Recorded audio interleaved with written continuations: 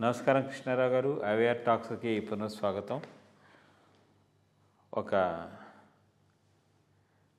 బీహార్ తప్ప ఆల్మోస్ట్ అన్ని రాష్ట్రాలకి ఎలక్షన్స్ అయిపోయి మొన్ననే మరి ఢిల్లీలో బీజేపీ విజయ పతాకాన్ని ఎగరవేసింది.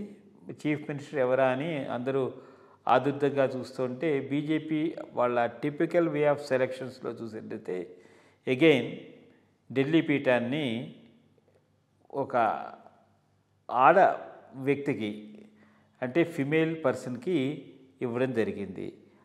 ఆవిడ పేరు రేఖా గుప్తా. చాలా అంటే చిన్న లెవెల్ నుంచి పెరిగి కౌన్సిలర్ కింద దీని కింద దాని కింద వచ్చి చాలా ఇదిగా వచ్చింది. సో ఆమె ఎలక్షన్ అది స్వేరింగ్ సెరమనీకి అందరూ ఈవెన్ ఎన్డీఏ పార్ట్నర్స్ మన పవన్ కళ్యాణ్ గారు, తర్వాత చంద్రబాబు నాయుడు గారు వీళ్ళందరూ కూడా వెళ్ళడం జరిగింది. అసలు టీవీలో ఒక ఇది చూస్తుంటే పవన్ కళ్యాణ్ గారి మొహం చూడగానే మోడీ గారు అన్నారు, ఏమిటి మీరు హిమాలయాలకు వెళ్తున్నారా అని చెప్పి. అంటే ఆయన వేషధారణ దాన్ని బట్టి చూసి. సో బట్ ఒకటి చాలా ప్రోగ్రామ్ అంతా చాలా చక్కగా జరిగింది.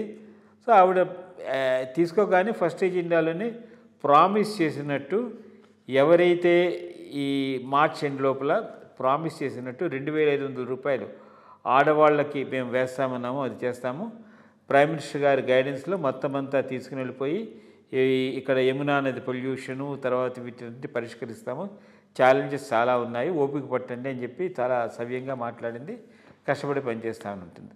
సో ఈ అవుట్కమ్ అసలు క్యాండిడేట్ సెలక్షన్ దగ్గర నుంచి మంత్రివర్గ కూర్పు దగ్గర నుంచి తర్వాత మరి పాత ప్రభుత్వం మీద చేసిన తప్పిదాల గురించి ఒక చిన్న వివరణ ఇస్తే బాగుంటుంది. అంటే లాస్ట్ టైం కూడా మనం దీని మీద డిస్కస్ చేసినప్పుడు నేను ఒకటే మాట చెప్పాను.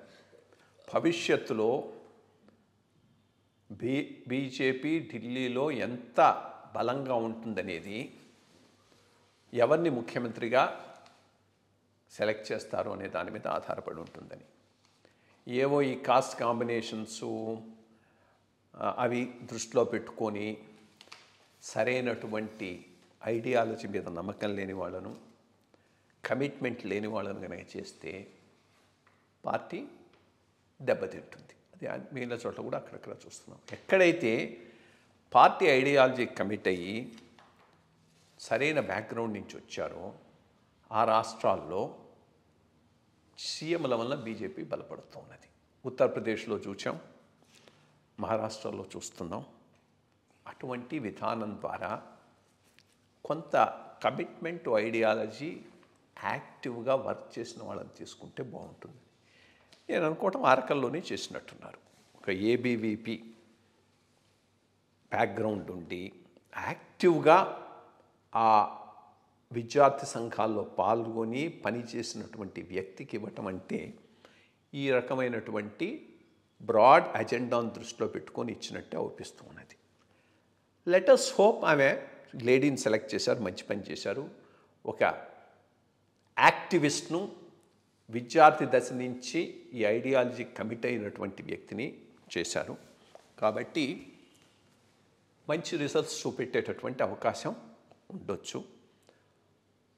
షీలా దీక్షిత్ కాంగ్రెస్ పార్టీ అయినా కానీ చాలా రోజులు పనిచేసి చక్కని గవర్నెన్స్ ఇచ్చింది. అందుకని అన్ని తడవలు కాంగ్రెస్ రాగలిగింది అక్కడ. అటువంటి గవర్నెన్స్ ఇవ్వాలి, దాని మీద ఏమే దృష్టి పెట్టాలి. ఒకటి ఫుల్ కోఆపరేషన్ సెంటర్ నుంచి ఉంటుంది, లెఫ్టినెంట్ గవర్నర్ నుంచి ఉంటుంది. ఆ రెండు done, she can count on that. అక్కడి నుంచి ఎట్లా ముందుకు తీసుకుపోతాం అనేది ఈమె లీడర్షిప్ మీద ఆధారపడి ఉంటుంది. Let us hope she will do justice to her role. ఆమె ద్వారా బీజేపీ ఢిల్లీలో బలపడుతుందని ఆశిద్దాం. అంటే 27 సంవత్సరాల తర్వాత మళ్ళీ వచ్చింది. కాపాడుకోవటం చాలా అవసరం. మంచి గుడ్ గవర్నెన్స్ ఇవ్వాల్సిన అవసరం ఉంది. అప్పుడు చీఫ్ మినిస్టర్ కింద కూడాను మన బీజేపీలో ఫైటింగ్ లేడీ సుష్మా స్వరాజ్ గారు చీఫ్ మినిస్టర్ కింద ఉన్నారు. తర్వాత ఈవిడ రావడం వలన సో మంచి జరుగుతుందని భావిద్దాం. నమస్కారం.